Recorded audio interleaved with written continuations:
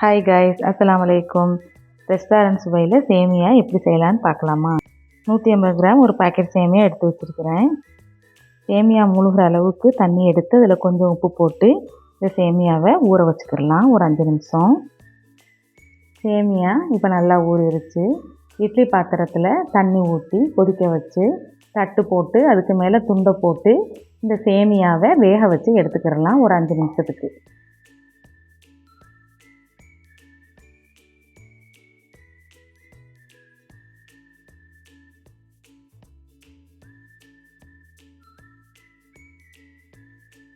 சேமியா நல்லா வெந்துருச்சு. இதை ஒரு பாத்திரத்துக்கு மாற்றி ஒரு டேபிள் ஸ்பூன் எண்ணெய் ஊற்றி நல்லா மிக்ஸ் பண்ணிக்கிடலாம். அப்போ தான் சேமியா ஒன்றோட ஒன்று ஒட்டாமல் இருக்கும். இப்போ ஒரு கடாயில் ஒரு குழிக்கரண்டி எண்ணெய் ஊற்றி ஒரு பல் பூண்டை துருவி சேர்த்துக்கிடலாம். கொஞ்சமாக பெரிய வெங்காயத்தையும் பொடியாக கட் பண்ணி சேர்த்துக்கிடலாம். நல்லா வதங்கினதுக்கப்புறம் கருவேப்பிலை பச்சை மிளகாயும் சேர்த்து வதக்கி விட்டுக்கிடலாம். பொடியாக கட் பண்ண காலிஃப்ளவரு, பொடியாக கட் பண்ண பீன்ஸு இதையும் சேர்த்து நல்லா வதக்கி எடுத்துருங்க. உருளைக்கிழங்க துருவி தண்ணியில் போட்டு அலசி அதையும் புழிஞ்சு இதில் சேர்த்துக்கிடலாம். ஒரு 1/4 டம்ளர் தண்ணி ஊற்றி இதை வேக வச்சுக்கலாம் ஒரு 5 நிமிஷத்துக்கு. காய் வெந்துருச்சு. வெந்ததுக்கப்புறம் சிக்கன் 65 மசாலா 1/2 டேபிள் ஸ்பூன், மஞ்சள் 1/4 டீஸ்பூன் இதையும் இந்த வெஜிடபிளோட நல்லா வதக்கி விட்டுக்கிறங்க. நல்லா மசாலா வதங்கணும்.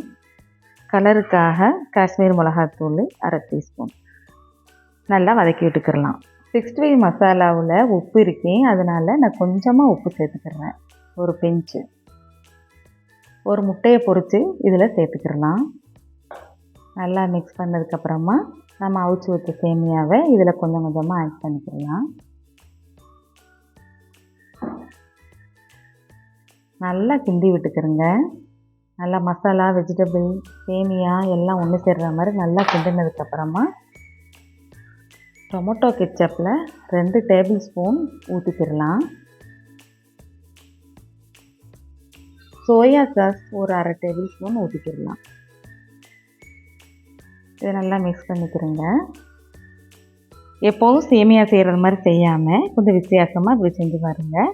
ரெஸ்டாரண்ட் சுவையில் ரொம்ப டேஸ்ட்டாக இருக்குது. செஞ்சு பார்த்துட்டு கமெண்டில் சொல்லுங்கள்.